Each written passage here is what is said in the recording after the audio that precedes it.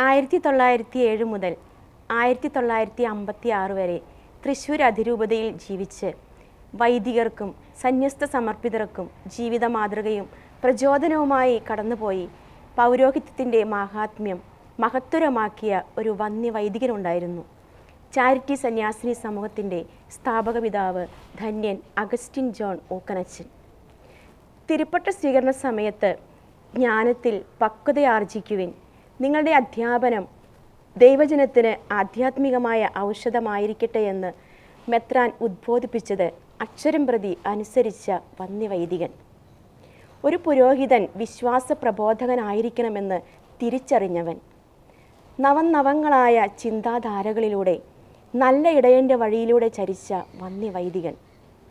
കുടുംബ പ്രേക്ഷിതത്വത്തിലൂടെ ദിവ്യചൈതന്യം തുളുമ്പുന്ന കുടുംബങ്ങൾ വാർത്തെടുക്കുവാൻ കുടുംബ പ്രേക്ഷിതത്വത്തിലൂടെ നിതാന്ത ജാഗ്രത പുലർത്തിയ വൈദികൻ. കാലത്തിനൊത്ത് മാറിവരുന്ന തിരുസഭയുടെ ആരാധനക്രമങ്ങളെ സ്നേഹത്തോടെ ചേർത്ത് വെച്ച് എളിയ ജീവിതം നയിച്ച എളിയദാസൻ.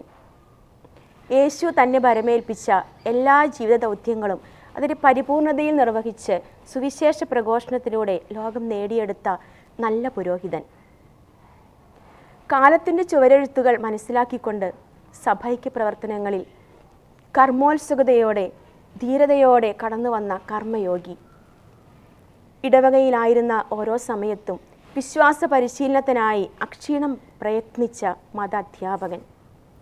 എന്തിനേറെ പറയുന്നു, ഒരു പുരോഹിതന് വിളങ്ങി പ്രശോഭിക്കുവാൻ സാധിക്കുന്ന ഏത് മേഖലയിലും വളരെ പ്രസന്നതയോടെ സന്തോഷത്തോടെ ഇറങ്ങിപ്പുറപ്പെട്ട ധീരനായ കർമ്മയോഗി. അദ്ദേഹം തൻ്റെ പുരോഹിത വൃത്തിയെയും ദൗത്യത്തെയും കുറിച്ച് ധ്യാനിച്ച് തൻ്റെ ഡയറി കുറിപ്പിൽ ഇങ്ങനെ എഴുതി വച്ചു: യേശു ഒരു കാന്തമെന്ന പോലെ തൻ്റെ ശിഷ്യന്മാരെ ആകർഷിക്കുന്നു. അഗ്നിഗോളം പോലെ അവിടുത്തെ മുഖം പ്രകാശമാനമായി. ഉപവി കൊണ്ട് അവിടുത്തെ ഹൃദയം നിറഞ്ഞ് കവിഞ്ഞൊഴുകി. പ്രത്യാശരഹിതമായ സാഹചര്യത്തിൽ നിന്ന് അവിടുന്ന് എന്നെ വിളിച്ചു, മനുഷ്യരെ അന്വേഷിച്ചു പോകുന്നതിന് വേണ്ടി. അതെ, ധാരാളം ഫലം പുറപ്പെടുവിക്കുന്നതിന് വേണ്ടി. ആ ഫലം നിറഞ്ഞു കവിഞ്ഞ് ലോകത്തിന് മുഴുവൻ പ്രകാശമായി തീരുന്നതിന് വേണ്ടി അവിടുന്ന് എന്നെയും യേശു തിരഞ്ഞെടുത്തിരിക്കുന്നു.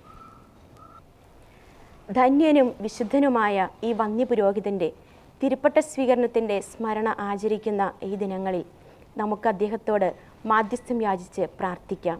ദൈവം അനുഗ്രഹിക്കട്ടെ.